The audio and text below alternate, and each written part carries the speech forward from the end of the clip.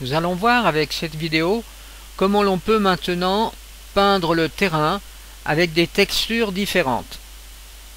Pour peindre le terrain, nous allons utiliser le Layer Painter, qui se trouve donc dans la catégorie terrain. Ici, on a le Layer Painter.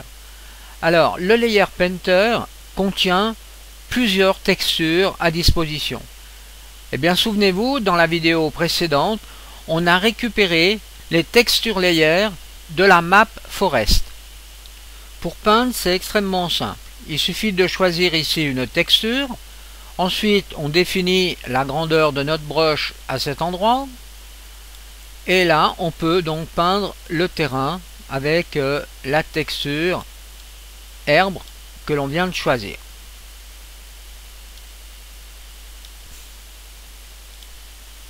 Je choisis la deuxième texture. Je choisis la troisième.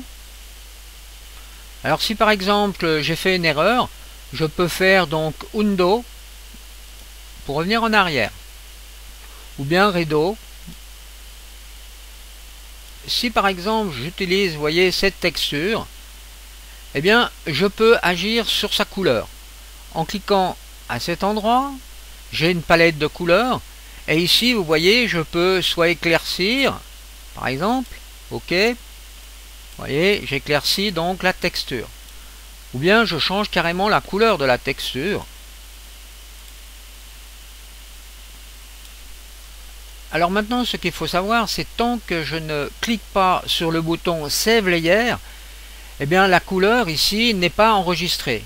Regardons pour preuve, je rechoisis par exemple l'autre texture et je reviens sur la texture ici et vous voyez, j'ai la couleur que j'avais au tout départ. Alors si je veux modifier la couleur ici et que je veux sauver, alors je vais éclaircir légèrement, voilà, pour faire une petite différence. Et maintenant si je fais Save Layer, à ce moment-là, je vais garder la couleur que j'ai sélectionnée. Maintenant, imaginons que je veux que la couleur herbe grasse soit donc en un seul coup sur tout le terrain, Eh bien, je vais mettre ici une broche qui est extrêmement grande et ensuite je vais faire donc un zoom de façon à me retrouver avec toute la map donc sous les yeux, voilà, comme par exemple. Et là, vous voyez, maintenant je vais peindre, voilà, toute la surface du terrain. Regardons maintenant ces deux paramètres, altitude et la pente, le slope en degrés. Imaginons maintenant que l'on veut peindre entre une altitude de 128 mètres minimum et maximum 1024 mètres. Alors j'ai choisi cette texture et vous voyez, au moment où je passe la broche sur la montagne, eh bien j'ai limité donc l'altitude ici, la texture par rapport à l'altitude. Alors ceci est quand même extrêmement pratique et peut faciliter la tâche. Il existe une deuxième possibilité de peindre, c'est d'utiliser donc la pente. Alors les pentes entre 45 degrés et 90 degrés vont être peintes par cette nouvelle texture. Alors vous voyez, si j'applique ici, eh bien je peins que sur la pente.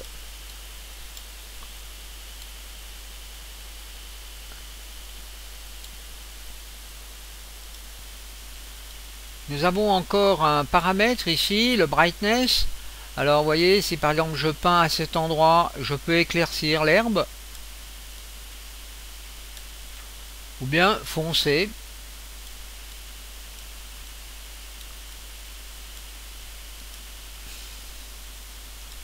Regardons comment on a créé donc ici ce texture layer. Alors, on va aller chercher donc le texture layer, la fenêtre texture layer. La fenêtre se trouve à cet endroit, dans View, Open View Panel, texture terrain layer. Voilà donc les différents layers que on retrouve ici, qui sont représentés à cet endroit. Alors on va intégrer cette fenêtre dans le menu. Alors vous voyez, on peut mettre la fenêtre par exemple en bas à cet endroit. On va rajouter la vue matériel éditeur. On va faire la même chose, on va l'intégrer à cet endroit. Alors ici on a les matériaux, terrain. Alors je prends Grasse au hasard, voilà. Donc ici, si vous voulez, vous pouvez donc changer la dimension de vos fenêtres. Alors maintenant, intéressons-nous à la procédure à suivre pour créer un nouveau layer. Alors pour cela, vous voyez ici, donc je vais par exemple, c'est pas une obligation, mais je peux faire ici Add Layer. Et tout en bas de la pile ici, j'ai un nouveau layer. Alors je peux lui donner un nom. Je l'appelle par exemple Rock. Le nom Rock apparaît dans la liste ici. Alors si je clique, vous voyez, en somme, j'ai un matériel par défaut pour l'instant. Donc il va falloir que j'attribue un matériel Rock. Il va falloir donc que j'assigne une matière à ce layer. Alors par exemple, je vais choisir ici un Rock, le Rock 4. Et je clique ensuite sur ce bouton Assign matériel. Donc là vous voyez, il apparaît déjà une texture Rock.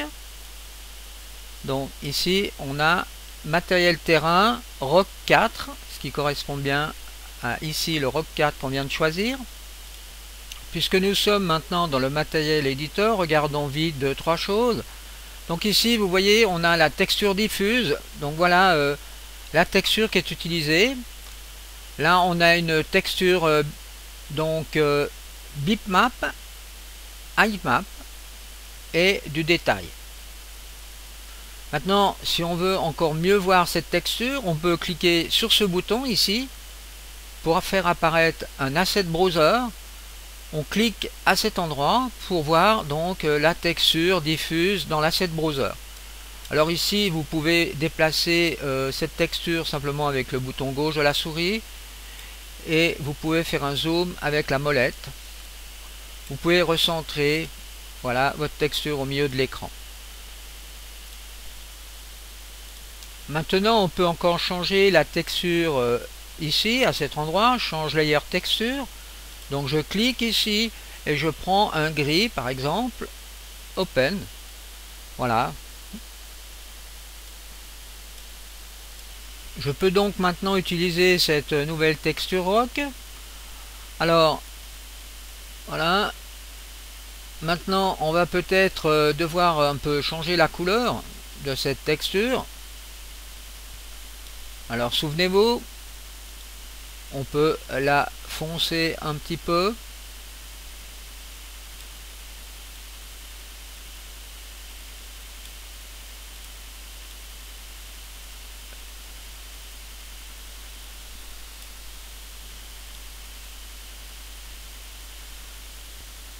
Donc nous venons de voir la procédure à suivre pour peindre le terrain avec des textures différentes. Alors n'oubliez pas aussi de sauver le layer si vous considérez que cette texture est correcte. On peut maintenant agir par exemple sur la position du soleil par rapport au temps dans la journée. Alors là nous sommes à midi.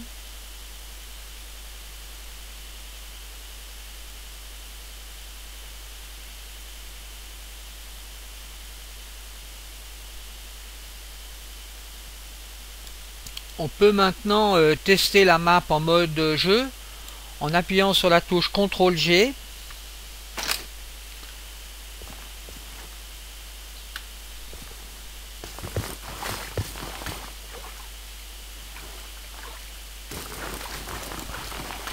Alors on constate une chose ici, la texture devient beaucoup plus fine par rapport à la distance entre le personnage et la montagne par exemple.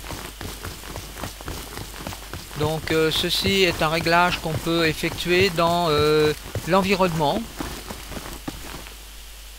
Escape pour sortir. Pour agir donc sur la distance, eh bien on va dans environnement, on va dans terrain, et ici on a une variable détail layer view distance. Alors on peut changer ici cette valeur.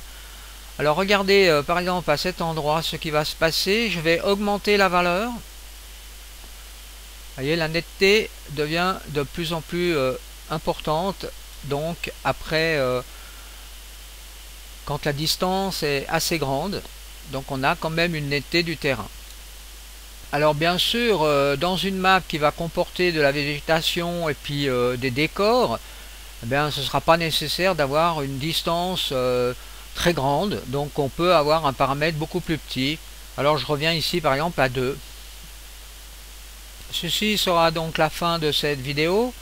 Nous verrons dans la prochaine vidéo comment l'on peut placer de la végétation sur un terrain.